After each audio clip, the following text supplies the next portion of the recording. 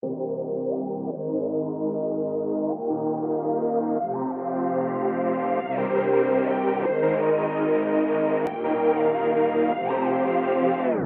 right, guys, welcome to Pipeline Profits, where we discuss everything sales and marketing. We dive deep into tactical and actionable takeaways that you can implement in your businesses, whether it's real estate or just general entrepreneurship. We are obsessed with sales and marketing. I am one of your hosts, Ryan Wykes. I am with my co-host, Emma Pace, who is going to introduce today's amazing guest that you don't want to miss. Oh man, I feel like today's going to be so tactical. I'm so jacked up about this. The guest that we have on today is the brains behind another one of our favorite guests that we've had on. And when we announced this person, you guys have probably seen her face. Maybe you might not know her as well as the other guest that we had on, but I can promise you, she's like the neck that turns the head. If you've ever seen My Big Fat Greek Wedding, that is a very good, that's a very good analogy for who this guest is. So she started as not only being a kick-ass realtor, but has now used her MBA teachings to help grow a massively and very quickly growing company called From the Ground Up, FTGU, as the co-founder with our other previous guest. She has helped to launch podcasts, is unbelievable with personal branding, is absolutely incredible when it comes to all things social media, marketing, and just getting your name and your face out there. And an interesting fact about this guest for anybody that has a tie, she used to be not only a ski coach, but used to kick some ass in racing, ski racing. So it is with great pleasure that we bring to you guys today, Laura Stewart. Hello. Holy shit, Emma. What an intro. I feel like I should put you in my pocket and carry you around with me just to Let's do it. my ego. She's going to be editing that out and listening to it on repeat. I must admit, when you were talking about my business partner, Jazz, and you said I'm the neck, he's got a really big head. So I must have a very strong neck to be able to hold that head of his. There you go. Well, you do for sure. I mean, wow. I think everybody in Toronto knows Jazz. If you've ever said the word real estate and stepped foot in Toronto, you probably know who he is. And so I'm really just interested to know a little bit more about your story with him, because he's talked a little bit about kind of his struggles. We chatted with him about the events and doing all that kind of stuff. And I imagine you guys have had quite the roller coaster ride in your journey and relationship together. Oh, yeah. I mean, I can go right back to the beginning. I'll try to keep it brief, but I met him about 10 years ago when I had just got my real estate license, and I was doing what realtors do, which is shop around and try to see which outfit I wanted to join. I was very, very adamant about wanting to join a team. That was like a deal breaker for me. So I was meeting with a bunch of different teams. And in fact, before I wanted to meet with some luxury teams in the Toronto area. And I was kind of using my conversation with Jazz as like a pre-interview, kind of like a dress rehearsal, because I didn't have any intention of joining his team, because he wasn't really doing the luxury sales that I was hoping to get in on. But I mean, I met him, we hit it off. Lives in the town I grew up in, which is Brampton. I don't know what it was. Like, sometimes you can't really put your finger on things, but you just get along with people and you know that it's going to be an interesting ride. And now here I am 10 years later, owning a business with him.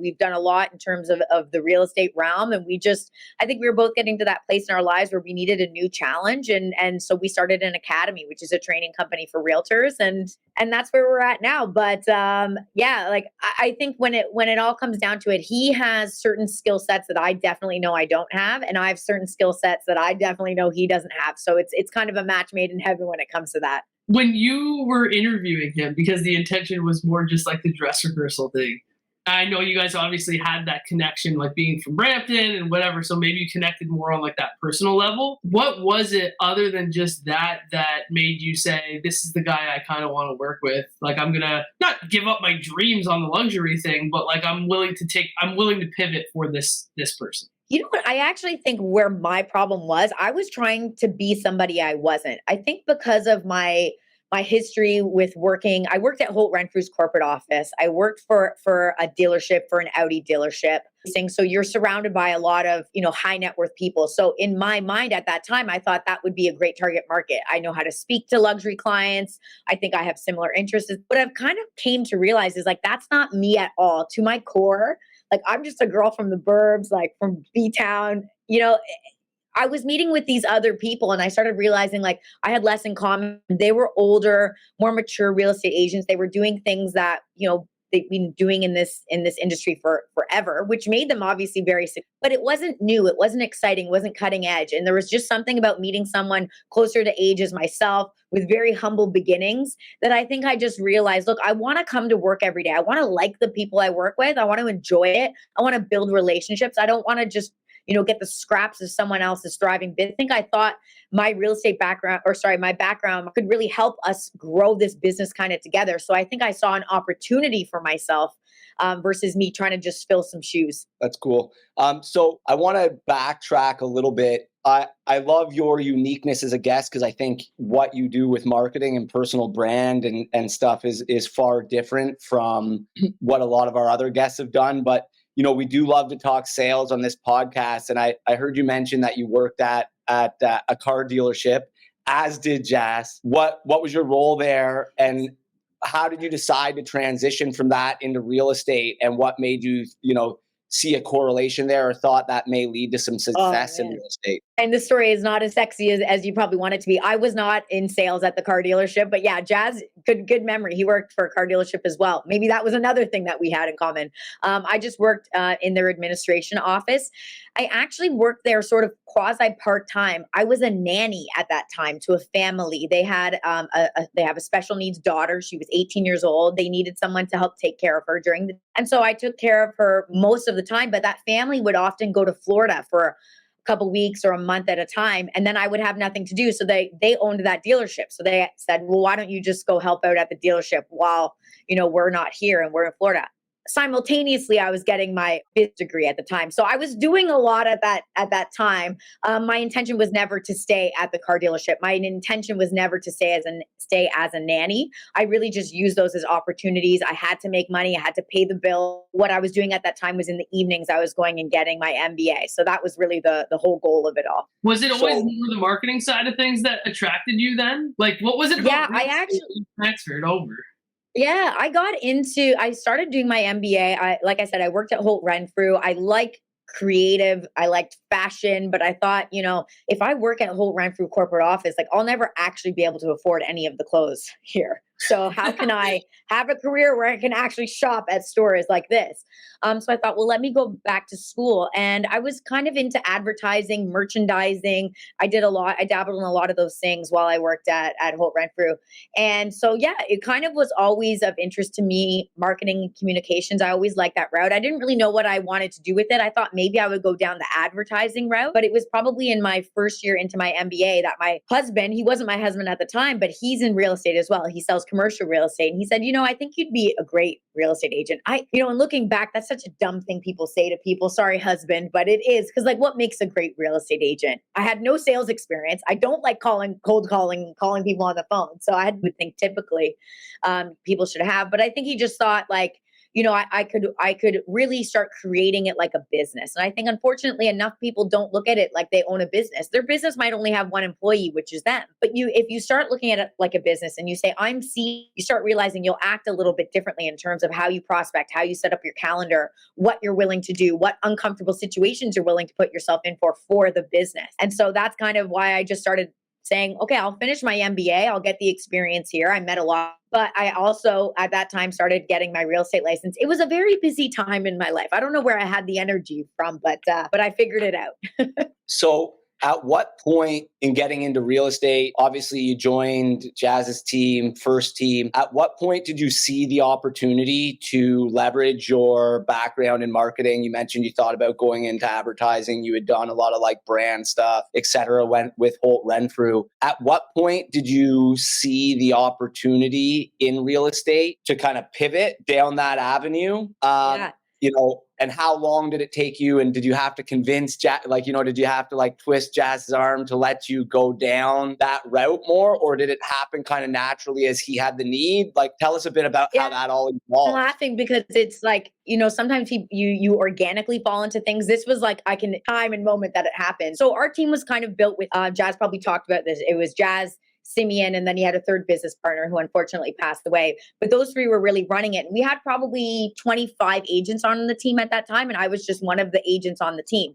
They had some support staff and they were on their way to an investor meetup that was like a 3-day meetup where a bunch of investors fly in from all over the country and meet in Niagara Falls. But unfortunately, their administrative assistant couldn't join them because he had to go too. So they were just like, oh, shoot, what are we going to do? We need some help. I'm walking by and they said, look, do you want to come?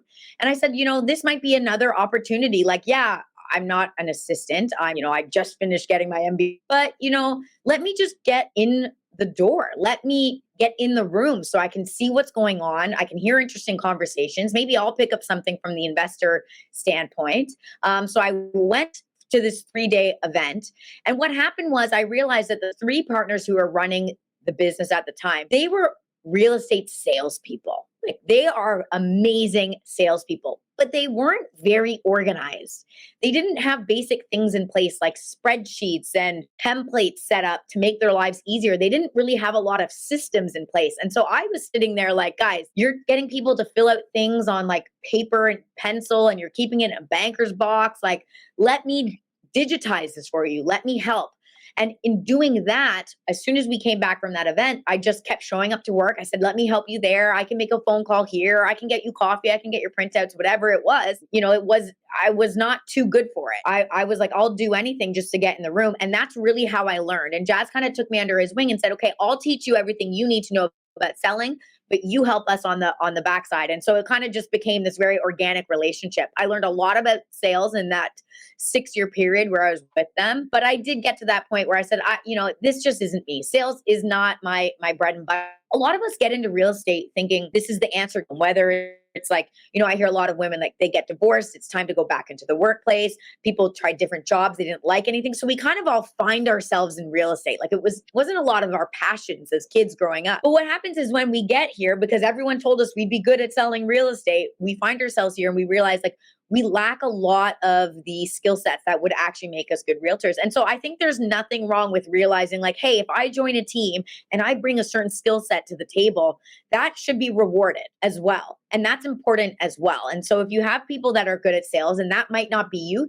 think of other ways that you can bring value to your team and they will compensate you. Like Jazz and the team, they realize like, we need someone like this in our lives. We need someone who helps us with marketing and proofreading things and creating spreadsheets and budgeting. And they had none of that stuff. And so I think just putting up your hand and seeing how you can fit in is kind of a great place to start. And then you find a cozy, comfy little place for yourself over time. It's interesting that you say that because we were recently having this conversation about the market having been, favorable for so long, where people's egos were maybe a little bit inflated, like I am too good to do this, or there's no point of me being on a team. Why do I need you? I can do it on my own. Like, deals are easy to come by. And so there's probably quite a few people that are going to be listening to this that are in a position where maybe that was their mentality. 2020, 2021, first couple months of 2022, all of a sudden things change up, right? Especially in our market. Is there any advice that you have for like,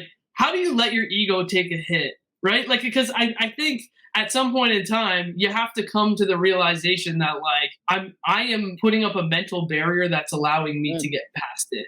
And it seems like you had a lot of really good success with being able to say, hey, I'm going to like check my ego at the door for something that is greater to put me in a better position. So like, is there any advice for people that are in that spot? Because I think there's a lot of people there right now. Yeah, I think you got to look at it a couple ways. First and foremost, real estate can be really, really lonely. So going at it alone, like maybe that's your jam. But a lot of us, I mean, we come from different backgrounds. I did sports growing up. Like I like being around people. I like working on teams. I like having a reason to come to the office. I like having a reason to get up and get dressed. Unfortunately, when I was kind of working on my own for that 2-year period of time, I was working from home a lot. And like, I wouldn't get it out of my PJs until 9 a.m. And then that suddenly became 10 a.m. And before you know it, it was noon and I was still in my PJs. And like, what kind of life is that? And so I also realized like, I would rather, make 50% of something than 100% of nothing. And so I was very, very willing to give my commissions away. I brought Jazz on early on. Every time I went on a listing appointment, I didn't know what I was doing, guys. Like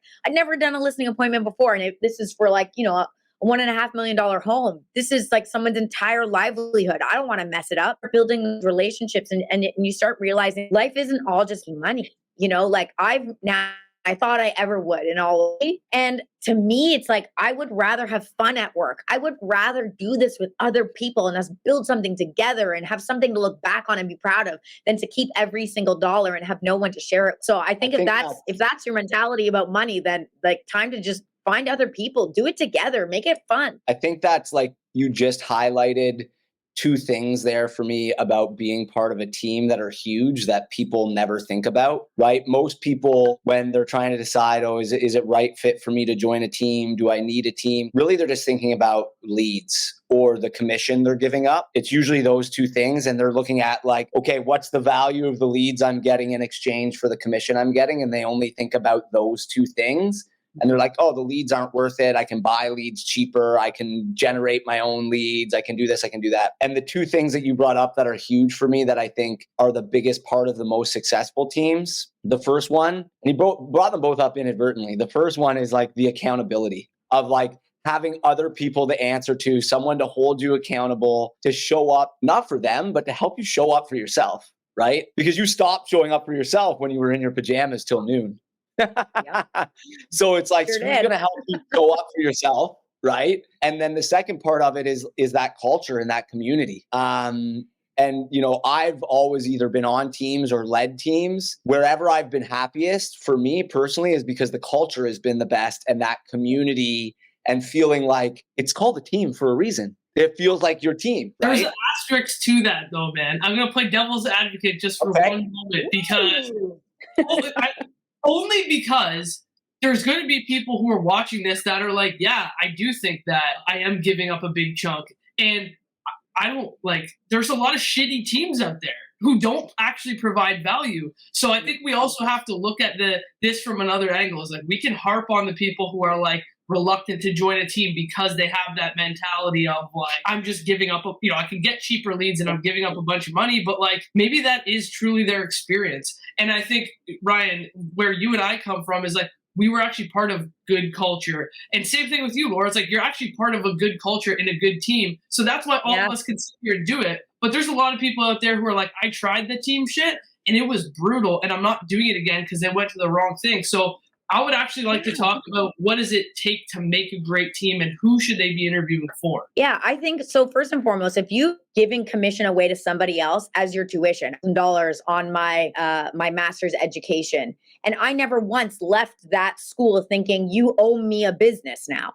Like you don't owe me anything. Right? Like I come, I learn, and now I have hopefully the skills that I need to build my own. So when people join teams, it's not about them giving you anything. It's about, this is your tuition. So you bring in leads, they tell you what to do with it. You have conversations. They tell you how to email, who you need to talk to get information. And it's not like you should even expect any, quite frankly. And I know that might sound a little bit harsh, but it's your tuition. So first and foremost, I would look. If it doesn't work, sometimes, yes, you might be joining the wrong team. Just like it took me 4 different careers to find the one that I'm in now. And that's not to say I'll stay here forever. Sometimes you need to keep trying, but that doesn't mean it doesn't work. You just might not have found the right fit for you. If you're not a new agent and you've been on a team and you didn't like it, well, my suggestion to you would be grow your own team. Because trust me, when you bring on people to start helping you, you bring on a buying agent and you commit to coming into the office and doing things together or hosting an event together, or you bring on another agent, you guys go 50-50, or you figure out a split that makes more sense for you. I mean, it's way more fun to do it with other people. And look at yourself and say, maybe I'm the team lead. If I can't find somebody, maybe I'm the person that needs to take the bull by the horns now. And maybe I'm the one that can create the culture. In terms of what kind of culture I look for, I mean, I think it's different for every person, like what they want in a culture. I just always knew I didn't want to be a number, because I've worked at many places where I was just a number. I wanted to have fun. I wanted to feel real and gritty, and like we swear at the office and we're relaxed here and it's not corporate-y, and that's very important for me and the people that we work with. And we attract people like that, right? So you start attracting your tribe a little bit. I'm not saying that everyone wants the same tribe. So just attract the people that you think might jive with you. And again, that doesn't mean, oh, Laura, I've hired an assistant and the assistant didn't work. You tried it one time, right? Like that's like saying like I made one phone call to a prospect and they didn't want to sell their home, and then you're like, real estate sales doesn't work. That doesn't make any sense. You try again. And usually, why doesn't the first assistant work? Because of us. You have no clue how to delegate. Like 100%. My first assistant, I mean, no wonder they left. Like I wasn't a good leader. And it's not to say I wasn't a good leader. Like I showed up for my assistant. That's the other good news about the assistant. It's that accountability part. You need to be the best version of yourself for them because they're watching. Oftentimes they're learning. They say, I want to get into real estate. I'm going to learn from you. And all of a sudden you're like, shit, now I have to make my phone calls because someone's watching me. So that helps. But quite honestly, the delegating is hard. I hear a lot of people say they're not going to do it right. My assistant's not going to write the email right. My assistant can't pull comps correct. If your assistant can bring something to 70% of the way, you just got back 70% of your time. And quite honestly, you also need to realize that if an email goes out with a spelling mistake, your clients aren't thinking about you the way that you think they're thinking about you. They're not going home being like, can you believe that Ryan spelled Ryan's name wrong? Like, what's wrong with him? Like, they might have thought about it in the moment, but like if you bring nothing else to the table, but you have other things not that you need to work on as a salesperson. So, you get over it. And then you start to realize the second assistant comes and you start to give them a little bit more and a little bit more. And it does become fruitful. But look, I've gone through 4 assistants because they want to grow themselves. And they keep hearing conversations of me telling them to grow, or me saying on podcasts like this, like you need to grow and find your passion. So they go and find their passion, but that doesn't mean it doesn't work. The good news is now I've also had them create a training manual. So as they're being trained by me the first time, I have them create the training manual, and they say, but Laura, I already get it. I don't need to create it. I'm like, it's not for you. It's for the next person who comes, that I can literally take this binder and give it to them. So you start to become smarter over time at how you delegate and how you train. Yeah. I just want to echo that like 1,000 times over, because I think that that's such a bomb. And like you said about the calls, right? People are so reluctant. Like, I don't want to make these calls. I don't know what to say. I don't know what to do. People are going to say no. They don't want me to call. Like all this stuff. Then you do it for a while. Like, it's not that bad. It's the exact same shit with hiring people. It's like, you don't know what you don't know. You have no idea what you need them to do. You just know that you need them to do shit. And when they show up, you're like, hey, can you do this stuff? And they're like, I can do it. You're not organized. You have no idea what you're doing. You're like, cool. I'm learning too. Awesome. And then they're like, this isn't going to work out. And you're like, no wonder. I'm not very good right now. And then you just do it again. And you're like, I'm not going to do what I did last time with this person. And another person comes through and you're like, teach me something else. And it's I that think humble that is thing again, right? Right. It's about being humble, realizing like you suck at things. And so at me all the time, like this morning, I my makeup exploded in my purse. And I asked my assistant, because I was doing a training this morning, I'm like, I'm so sorry, can you please clean this up? And she looks at me like, you are such a blonde. Like, how does all these things happen to you? I'm always spilling things. I'm walking into walls. And like, if you don't take yourself too seriously, you don't mind delegating the work because you realize they're probably going to do it better than me, but you have to be humble to know that. And for the assistant to say like, Laura, you suck at this. Let me do this. Like, I have a camera on me right now. If you asked me to turn this camera on, I wouldn't know how to do it. And my staff knows that, and they make fun of me for it, but we all have fun with it, right? Like, just know your strengths, know your weaknesses, don't take yourself too seriously, and then just bring in people to help you with your weaknesses. I think people just take themselves too seriously most of the time. Yeah, I think that it's got to be perfect the first time around. And then by the time you have your third employee, you're like, wow, what just happened 3 times ago? And then all of a sudden it gets good and you're like, okay, now we can laugh about it. Now we can have a good time. Now we have the systems. But guess what? These systems, shit doesn't happen without screwing it up a couple times first. And then it gets good. And they're like, oh my gosh, I can't believe you have the system. You're like, know how bad it was before it was this? It was like I have a science background. So I came from the mentality like, it needs to be perfect before I do it. Work smarter, not harder. But I wasted, guys, so much time writing and rewriting emails and scripting things out. And none of it matters. Like, I was wrong. I was wrong because what was happening is I got stuck in paralysis by analysis and I couldn't do anything. I was so scared of failing and being judged by people that I could do nothing. And I still sometimes get a little bit of that, but luckily I have a partner who has none of that. He's not scared to fail at all. And he's really taught me like ready, fire AIM. I was always spending so much time in AIM. And now I'm like, you're right. We're going to fail and then we're going to laugh at it and then we're going to move on. And at least now I have a new data point. Now I can grow from it. But if you never fail, you never have that data point. You have no clue what you're aiming at. It's not like there's an actual bullseye and you know what you're aiming at. None of us know what the fuck we're doing. Yeah. So just pull the trigger and you're like, hey, that didn't work. Let me readjust and let me do something else. And I unfortunately had to learn that the long and hard way. I want to ask you, because you're not a techie person, which is most people, right? I'm a new agent. I'm all excited. I'm hyped up about this conversation. We're all on fire right now. What is the one thing that I can do as a new agent? I have no assistant. I have nothing. I need to build a system or a template or something. What is one thing that someone can take away from this conversation where it's like, go build this thing? It won't be perfect right now, but it will be easy enough that anybody can do. Yeah, I think first and foremost, most people don't have a CRM. And I hate to start with something that basic, but I've trained over 150 agents now, and people have been in the business and they're doing decent business. Like they're like, oh, I do, 250, 300 grand. And I'm like, and you don't have a CRM? Like, I don't understand how you even live your life. So first things first, get the CRM, figure out how to use the CRM, watch a freaking YouTube video, guys. If you don't know how to do it, like YouTube, how to use it. I don't know how to, like I started a podcast. I didn't know how to use it. YouTube, how to use these things. Figure out how to make the CRM do most of the work for you. So when we get, a client who comes into our database, an automatic email gets sent out. I don't send the email. That saves up so much time, and not just time, like mental bandwidth, right? If I don't have to worry about that email, I can now go do something else that's more important. I can now go work on my business instead of in my business. So using the automation in your CRM is going to save you a ton.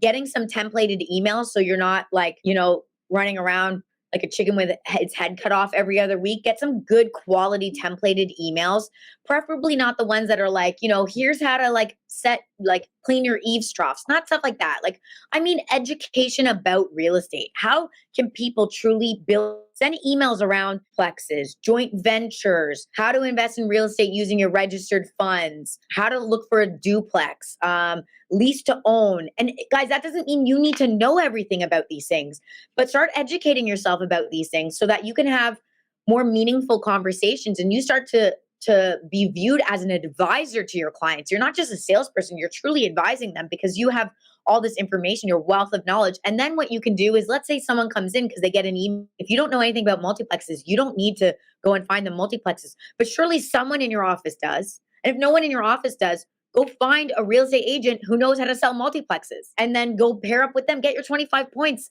and move on. Like we always you said things about tuition, basically. So you got the paid tuition where you can go and you can pay with your commission on the back end, which is sick, by the way, because you don't have to pay up front. It's just when you actually do shit, which is nice. Second thing you said was friggin' YouTube University, which doesn't actually cost anything at all. YouTube University is completely free. So what do you want to do? Do you want to vote with your dollars on the back end and have somebody else do it for you with the team because they got the systems and do all that kind of stuff? Or do you want to vote with your time on the front end and learn from YouTube University and get all the shit set up? And one of the challenges, what you said about automations, is that people start to do the YouTube University thing and they're like 90% of the way there and they're like, it's just easier for me to do it myself. And then they stop and they just spent an hour learning something that they never implemented, right? It's easier to do it yourself the first time because delegating is hard and learning something new is hard. But once you've set something up one time, or once you've delegated something one time, you really don't have to worry about it again. Or maybe the next time you don't have to be involved at 30%. You only have to be involved at 20, and then it becomes 20%. And it decreases over time. There are things that happen in our real estate company that I have no clue about anymore. And I forget them half the time. And then my team reminds me and they're like, Laura, you know that such and such happened already. And I'm like, oh shit. Thanks guys. Like, appreciate it. I'm glad you're on top of it. I'm glad you're doing your jobs. That's what you're getting paid for. But they take so much so that I was able to start a whole new business on the side. And now my side hustle is becoming almost more of my day-to-day because I'm passionate about it and paid real estate commissions. So I'm now actively doing two things at the same time. And that's how I'm going to start creating my own wealth, hopefully, right? Where I can, have two different funnels and sources of income. That's so when it really gets a little bit about that. What does a day-to-day look like for you now that you're kind of following more your passion than prior, I guess? Yeah. So for me, I still spend my mornings prospecting. So that I'm very serious about. My prospecting just doesn't happen to be around real estate clients anymore because we actually have a full-time staff who makes 50 outbound calls every single day into our database. So I don't have to worry about the prospecting on that side. I do have to worry about it on my training company. So prospecting is either, I'm sending out an email to the database, a value add email, not a sales email. I'm making content. I consider that prospecting as well because me putting out content online gets me awareness that brings people into the funnel. So that helps, as well as phone calls. So I actively make phone calls with people. Either we've done, say, a free working up, trying to get feedback on the workshop to see if they're interested in maybe moving into a service. But everything that say company, I do on the training side. So it's like two very similar businesses happening at the same time. Business is quite simple, guys. You need to meet people, and then you need to help them with their service. So for you guys as real estate agents, you need to meet people either online or in person, and then you need to help them buy, sell, or invest in real estate. I just happen to be meeting people online and in person, and then I buy or service them in a program that we do. So it's really simple. Business is business in that regard. Yeah, no, I agree with you. I think we tend to, and I'm guilty of this myself, is like overcomplicating things that don't need to be too complicated. It's like, who are the humans? How do I get their contact information? And then can I follow up with them long enough and add enough value that they want to do something with me over time? It's like, that's pretty much all it is. It's just, there's 1,000 ways to complicate 4 very simple things if you want to. Yeah, I think we're romantic about business and what we think it's going to be. And sometimes I have to slap myself too, right? So when we started this new company, I was like, oh, this is going to be so wonderful. I'm going to get to train people. And I truly feel I've made a little impact on the lives of the people I've trained. At least that's what they've told me. We've hugged, I've shared tears with people. I've helped people overcome very serious fears that they're having. So it feels very rewarding. And I thought this is going to be amazing. That's what I'm going to do all day, every day. But guess what, guys? Like there's this amazing quote I heard the other day, which is life is awesome. And then it's awful. And then it's awesome again. And in between awesome and awful, it's mundane. And now I'm in that point in my business because we've been doing it for 3 months. My day-to-day is pretty mundane. It's not that exciting. So, you ask me what I do in a day, I'm like, I don't know. I send some emails, I shoot some content. Like, it's not that exciting. I do some trainings, I get on some phone calls with people. Just like in real estate, I know, guys, it gets really, really boring. But the key is doing that boring stuff because most agents fall out. They can't get the motivation to do it. They can't get up in the morning. They start worrying about things that are important, or they start prioritizing things that are important. Guys, making your prospecting calls is the most important thing you can do. I know it's not fun, but that's where you're going to get the business. So, I can't give you anything other than telling you to schedule in your calendar, use your CRM to help you, get a script that's not salesy, provide value, and then just do that again and again and again and again every day. And that's another reason why you should bring on help, because maybe you can transfer the load to other people, right? So maybe now I only have to make 5 calls and I have you make 25 calls. And that's how I can slowly but surely get myself out of doing the mundane. So maybe I can start focusing on more fun things like starting a podcast. That's been an incredibly exciting thing that I've done that got me out of the mundane, but into something that's new and exciting and a challenge. And I think what also people think is like, oh, I don't want challenges. That thing scares me. Doing content scares me. I'm like, oh, but if you can just start, oh man, the good is on the other side, because you start to realize how strong you are as a person and how capable you are of overcoming challenges. And then you start to find new challenges to overcome and new and bigger ones. And then your life just starts to expand and get bigger and bigger and bigger. And you start to realize, man, there's nothing I can't do. And that, when you get to that place in your mind, I'm not saying I'm there all day, every day, but I've had glimmers of it. And that's a very peaceful place to be when you just realize, like, I got this. I have this sign above here. You got this. It's just a reminder, no matter where I am, no matter what's happening, I might be fearful. I might have sweaty armpits and sweaty palms. And I'm like, imposter syndrome. I get all those things, but I'm going to do it anyway. And I think there's a lot of beauty in that. I want to talk about the podcast for a second. Yeah. Because I think you brought up a really good point where it's like, you kind of need to do the hard shit to earn the sexy stuff. Right. And it's like, yeah, okay, the phone calls have to be made. They don't have to be made by you. They got to be made by somebody, and you should figure out who's going to make those phone calls before you start the podcast, because this is the necessary work, right? Yeah. So the reward is starting the podcast once you figure out a way to get that work taken care of without your necessary input. But the podcast for you guys, you started it. You're on what episode are you on now? Well, Jazz's podcast, I think he's at 256 or something like that. We started it back in 2018. He literally was like, Laura, do you want to start a podcast with me? And I was like, what's a podcast? I had no idea, guys, what a podcast was. I think I might have seen it like on iTunes. We were calling, like there was a podcast section, but I didn't know what it meant. And I was like, where's the videos? Where's the videos associated with this? I didn't realize it was audio only. So I Googled it. I YouTubed it for like a week and a half. I figured out how to record, what I needed for my computer, what software I needed to get, what I do with the recording after, where I uploaded it. Like I Googled everything, and I'm the least techie person. Like it's ironic that job was mine, but it's funny in doing the jobs that you're not particularly good at, you also now get a good sense of your business. So when we did hire somebody, I knew what I needed. And I knew how to guide them. I'm not saying I could do it better than them, but I knew what I was asking for. So that podcast has been going on for 5 years. I just recently started my own podcast in January. I got tired of being the co-host on someone else's podcast. I would show up as like a guest speaker every now and then for Jazz. And you know what? I think you get to that place in your life where at the time I thought, oh, I could never host my own. I don't have enough to say. I don't bring enough value. I don't know enough people who would even come to my podcast. But again, in doing all these things over the course of time, I got more confident. And confidence breeds confidence. Like you just keep going. And then I just decided, hey, I'm gonna go at it my own. My first podcast recording, I was scared shitless. I was so nervous. So I brought on someone who I knew would just be a great guest. She said yes because she's my friend. So that was easy. But just last week, I actually had Real Housewives of Toronto, one of their stars. She owns businesses and she's on TV a lot. And I was hosting her. And then I realized, oh shit, this is a TV personality. This person actually interviews people for like TIFF red carpet and stuff. And here's little old me in my like hilariously small studio pretending to be a podcast host in the chair. I was having imposter syndrome. Like while it was happening, I was like, I'm not worthy. What am I doing? Is she laughing at me inside her head? But I did it, guys. And that's the kind of the point I really want to reiterate is like, people will say, well, Laura, you're charismatic and you have energy and people like, no, I'm scared all the time. I just choose to do it anyways. And you realize that the confidence doesn't come first. People will say, well, Laura, when I get confident, then I'll start a podcast. I'm like, no. You start the podcast, then you get confident.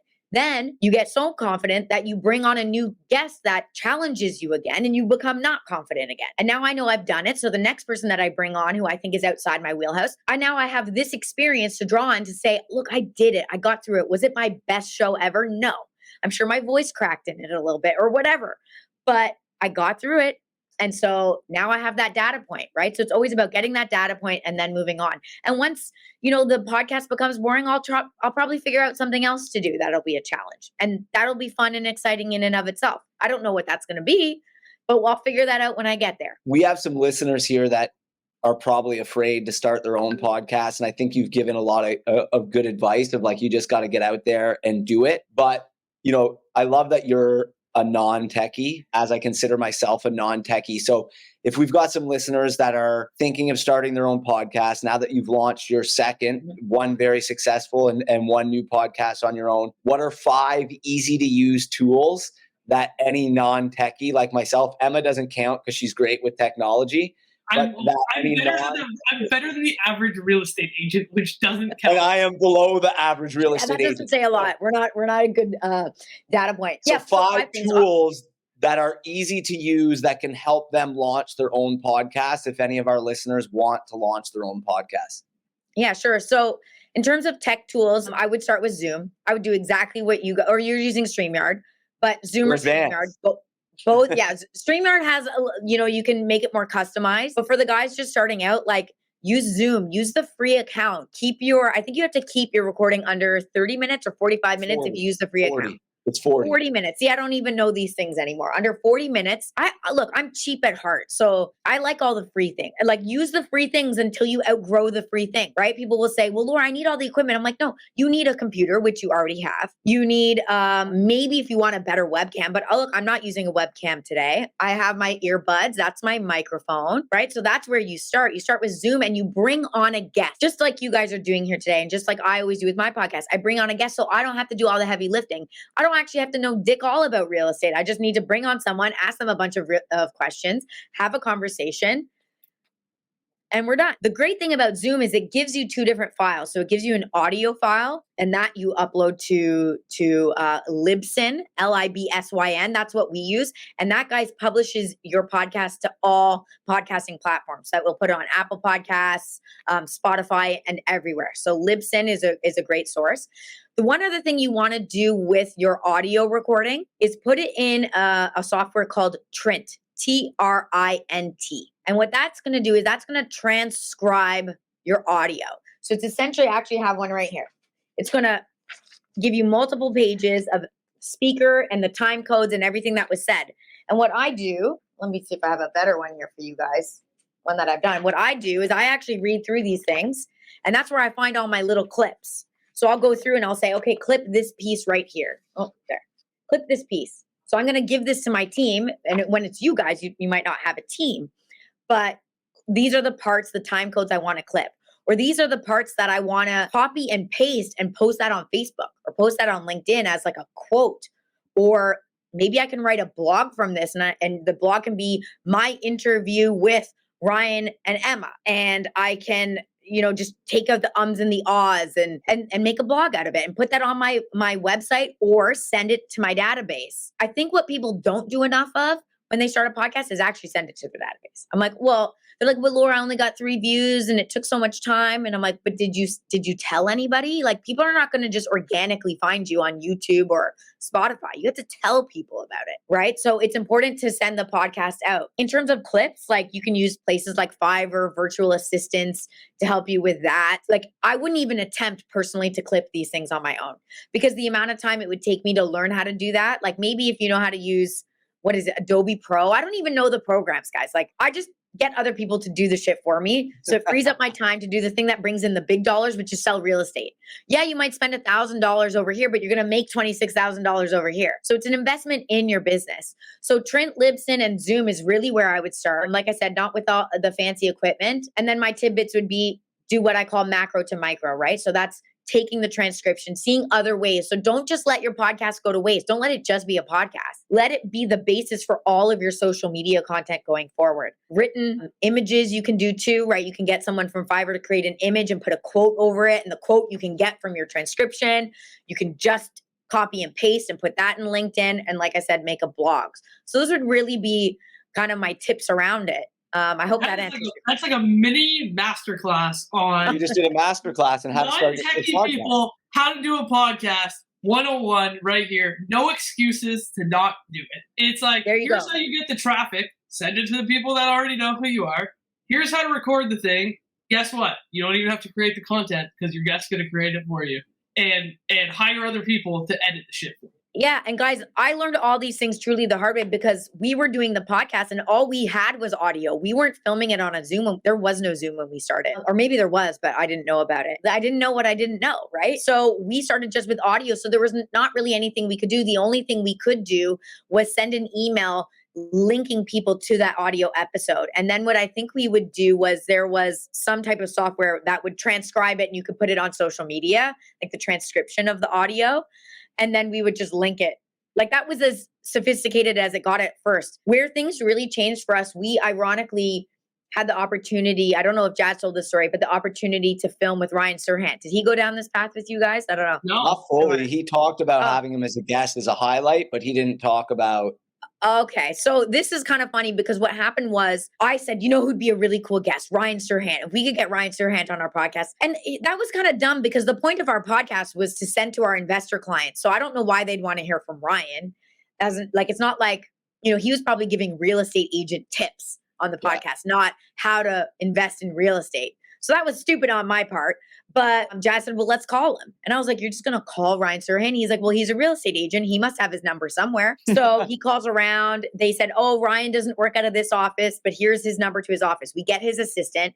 We asked to do a podcast. He happened to be launching his new book at that time. The person said yes. Guys, we just lucked out. And here's the other thing. You want guests on your podcast? Ask people. Like, you never know. And don't ask for big. Like, you don't need Ryan Serhant. We didn't get Ryan Serhant until episode 17 or something like that. We didn't get Grant Cardone for 2 years. We hunted down Grant Cardone again and again and bothered him until finally he said, okay, just so you stop bothering me. You don't need big names. We didn't make more money in real estate because we had Ryan Serhant. We made more money in real estate because we did podcast episodes with Sue Murphy. This woman in her 60s comes to mind. She tells the story about investing into real estate and how she went from 0 properties to 11 in 2 years, and how she got the financing and what she invested in.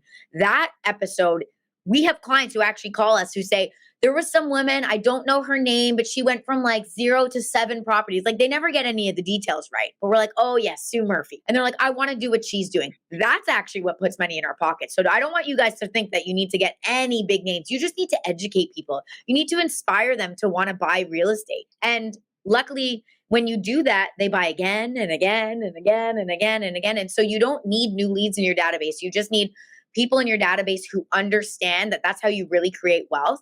We're actually currently in a pre-construction launch, and we have one client. She's buying her 8th property with us, like today. She's like going into contract today for her 8th property. Guys, I never bought her from Google Ads. I never had to retarget her.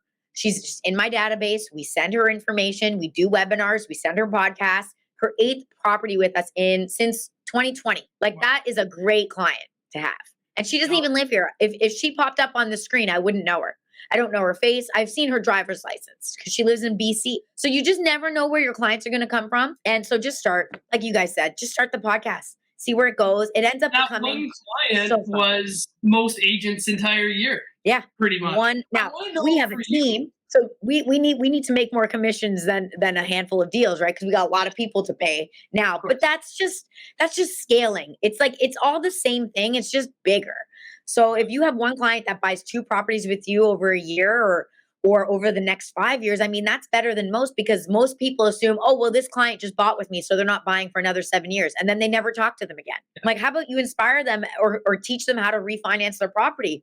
They might figure out a way to buy another one, or teach them about joint venturing, how you can buy another property by pairing up with someone else, and be the contact person, because they might say, well, I don't know anyone who can buy property. And you say, well, let me figure out a way to put some people together. Maybe you make calls in your database and say, hey, are you looking for a joint venture partner? And then you pair up the people. You got to get creative with this stuff, but it can be very fruitful for sure. With your podcast specifically, because you were nervous to started it in January. We're not even a full year into the thing now.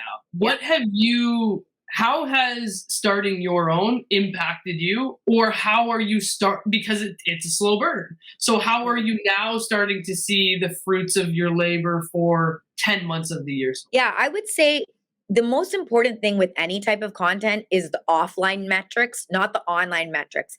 We so often worry about vanity metrics, like how many people saw it, how many followers do I have? And guys, I get that twisted too. Like, you don't think that sometimes I look, I'm like, oh, so-and-so has 11,000 followers and I only have, like, I understand it. I feel it, but it really doesn't matter. First and foremost, if you're an agent and you're putting out content and 90% of your followers are other agents, probably not going to put that many dollars in your pocket anyways. What really matters is that your database is following you. So I actually tell people, go through the process of going through your CRM, go name by name by name, try to find them on Facebook, try to find them on Instagram, try to find them on TikTok. Chances are they're at least in one of those places, and LinkedIn. Try to find them somewhere and post your content in all those places. Sorry, I'm going off track. Comment on other people's stuff. You want engagement back? You might say, I never get any engagement. Do you ever give engagement? Do you ever like anyone else's stuff? Do you ever make comments and say, hey, love the garden. Oh, your dog's so cute. You should see a picture of mine. Or teach me how to cook that thing that you're posting. Like, whatever it is, engage with your database, not with other agents, with your database, because they might see you engage with them, and that's going to make them that much more likely to engage with you. It's called reciprocity. So that's a complete tangent. But I would say the offline metrics, I'm starting to notice a lot more now. People will say, oh, Laura, I see you all the time. I see you everywhere. I get stopped in the bathroom sometimes. And people will say, Laura, I saw your episode that you did with so-and-so. It was so great, so inspiring. And I'm like, you never left a comment. You never hit like there, so there's There's Are these the silent people who followers. stop you in the bathroom? Yeah, they're silent followers. They truly are silent followers. So chances are, guys, if you're putting out content, you might not get the metric on your phone, but the metric happens offline. It happens when you actually show up to a listing appointment and someone goes, "Oh, I'm not interviewing any other agents. I'm only interviewing you because I've been following you for 3 years and you give out amazing content and I love you and I know we're going to get along." That is the engagement that you actually care about, not the stupid likes and stuff like that online. So that I'm starting to get from the podcast after doing it now for consistently since January. What I truly think it's done for me as a person, I was hiding in someone else's shadow for a very long time and I lived very comfortably there. It was nice and cozy. And he kept pushing me to get outside of my way. And slowly but surely, I started doing content online and it was dreadful. It probably took me 50 takes to get my first video out. So just like everybody else, I didn't like the way I looked. I didn't like my lighting, whatever it was, all that dumb stuff. But I'm now at a point, and I think it's a journey. So it's not just the podcast, it's the whole content journey. Made me way more at peace with myself. It's given me like, I don't give a fuck attitude to the rest of the world. And again, that's not to say I don't care what people think about me. I have times where like people say mean things. I'm human. I hurt. I think about it. I feel it. But I'm on my journey to caring less. And I must say, now at 38 years old, maybe this is what women always used to talk about in my life. They'd say, "Oh, your late 30s, you get to this place where you're just like, you're at peace." And I'm getting to that place. And I got to tell you, it's a nice place. I sleep better. Like I feel better. I'm more excited to tackle the world. I'm more excited to talk to people because quite frankly, like you guys might not have liked me today. I don't know if your viewers like me today, but I'm willing to take that risk. And I also know that at the end of the day, it doesn't really matter because you guys are all going to wrap this up in 6 minutes and you're all going to move on with your lives. And maybe I added a little bit of happiness, joy, positivity. Maybe I gave you one little snippet, a tool that you could use. And that's great. That makes me feel good. But the only way I can feel good is by giving. The only way I know how to give is by making myself vulnerable, by putting myself out there. So it's very, very empowering. I just want to cut you off there and say, we very much enjoyed having you. And while you were all saying all that stuff, prior to you actually saying that, I was thinking in my head because you had made mention to like, I had basically lived in somebody else's shadow very comfortably. And when you were saying that, I was actually thinking at that exact moment, I'm like, I'm actually so happy that you've taken this step to not be in that spot anymore because like you're fucking holding your own. And like, it's been a real, like genuine pleasure to have this conversation with you. And I think it's like your authenticity and willingness to be vulnerable about that. Your entire experience coming up is there's people out there that need this shit. And there isn't a lot of people that will talk about it. So I really like Can I just give one more tidbit about the authenticity part? When I started content, I think this is important. Jazz was already doing it and everyone loved him. Like he gets stopped at restaurants. I don't get stopped at restaurants or by people on the street. Like, Jazz, I love your content. Like, you know, so I would see that and I'd say, oh, I guess people really resonate with Jazz. So when I started doing content, I started acting like Jazz. So I would come out and my voice changed. Like, I don't know if I was trying to make it more masculine or I don't know, but like I would try to do this yell thing that he always does. He's always in everyone's faces and hey, and it's always full of excitement and energy. And I remember one time he was like, "What are you doing?" And I was like, "Well, that's what people like." And he's like, "No, that's what people like from me. That's not what people like from you." And he goes, "People like you offline. When you meet people in person, Laura, people generally like, so why aren't you just putting that person on camera?" And I was like, oh, I thought I had to like act, you know? And now once I got comfortable with like truly being myself, which is this level of energy, I don't know if this is high or low or whatever it is, I realized like some people like it. I'm sure some people don't find it as interesting. I'm sure some people like it more than they like Jazz because maybe he's too much for you. Like, so just realizing like you are enough the exact way you are, and people will resonate with you. Yes, of course, some people are better at doing content than others. I'm not saying you're all going to be rock stars out there, but you don't need to be a rock star. You just need your clientele to see you every single day so that you're top of mind. That's the goal. You guys might not have goals of becoming the best podcast host in the world. You don't need to have the best podcast. You just need your podcast to really feed your social media machine. You need your podcast so that you can send it to your database. You don't need to be Joe Rogan. So however you are, however you look, it's good enough. And I've sat with so many people who you'd think, men, women, attractive people, not attractive people, smart people, people with really great jobs, wealthy people. We all are insecure. Like that's been revolutionary for me. Like everyone is insecure. Like men that you think would have nothing to be insecure about sit in this chair and cry. It's been so eye-opening. So I want you guys to understand, like, whatever your insecurity is, everyone has some form of it. So just screw it. Like, just do it. Because I love it. I love how, you've been an amazing guest because you've shared your authentic journey with zero ego, which is great. Because I think everybody struggles with that, right? We share our journey, but we don't necessarily want to share the weaknesses of our journey along the way. So it's people don't fully learn. And so being super transparent has been awesome because it's going to help our listeners, be more comfortable in being themselves, being okay with making mistakes. And like the big lesson for me is like, take those chances even when you don't know, because it's a data point. That's all it, like, in the future, you're not going to remember every single mistake you made, but you're going to leverage the data to make better decisions. Right. And like, you're not going to remember the exact piece of shame you felt or embarrassment you felt for screwing something up, but you're going to leverage that data point to make a better decision in the future or take better action or faster action, whatever it is. And guys, I think the weaknesses are actually the most fun part, because not in the moment. I understand in the moment, It doesn't feel good when you mess something up. But man, every time Jazz and I have messed something up, it becomes the basis for a story. It becomes the basis for content going forward. Like, if you guys make a mistake with a client and you share that story online, what your community will see is like, oh, this person learns from their lessons. Or maybe you can have some fun with it and be like, oh, I remember 4 years ago. Like, you don't have to talk about a mistake you made yesterday. I understand that might be a little bit close.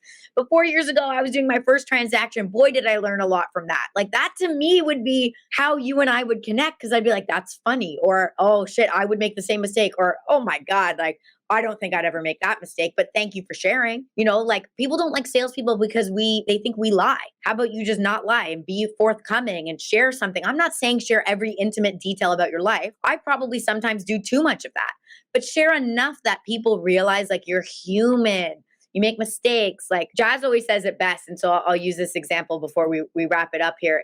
When we were all teenagers and everyone had pimples, but you thought you were the only one with pimples, right? So you'd be so concerned about your own pimple. And then you'd get to school and you're realizing, like, all the girls in the mirror are looking at their own pimples, trying to cover them up. So, like, we all have problems. We all have issues. So just like, once you realize that, man, the world is your oyster. You can get so much done, and real estate sales can be so fruitful and so fun. Work with other people. Put yourself on camera, get over your fears. And that is pretty much how I'll leave you guys today. Love it. Thank you so much. Amazing. That was awesome. I love it. I want to just echo one quick thing. My favorite part, I think, of this entire episode with you today was when we were all able to laugh at how shitty we were at hiring people.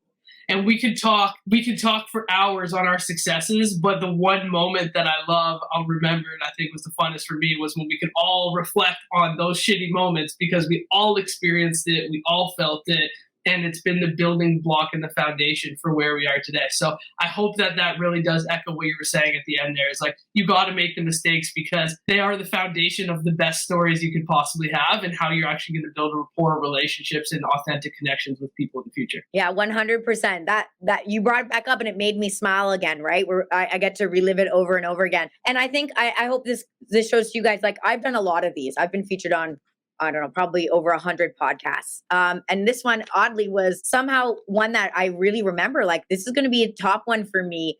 I think because you guys were doing it together and we were playing off of each other. And the reason why I want to bring that up to you guys and to your audience is because if you're scared to start a podcast, you're scared to start content, maybe there's another agent. They don't even have to be on your team. Just create a podcast together, do something together, so that you can share the wins, you can share the losses, you can share the insecurity, you can share the load, right? The research, who does the research of the client, or maybe you don't do any research. Like, I don't actually do that much research when I host, because I want it to be in the moment when someone says something and I'm like, are you serious? Like, it's not because I read that somewhere, it's because I'm learning it for the first time. And that's kind of what this felt like for me. So So kudos to you guys, like amazing hosts. This was a lot of fun. I hope I brought value today. It was great. Well, I had a hopefully we lot. can bring you back in the future. I think you've got a lot more to say. I can talk. You can tell by the raspy voice that I probably do too much talk. That's amazing. No, thank you so much, Laura. This was, I really enjoyed this one. There's a lot of great takeaways. I'm fired up after this. I feel like I need to go screw something up and learn from it. So I'm ready to go. Thank you so much for your time. And we look forward to having you back for sure at some point. Awesome. Thanks, guys. Yeah. Thank you.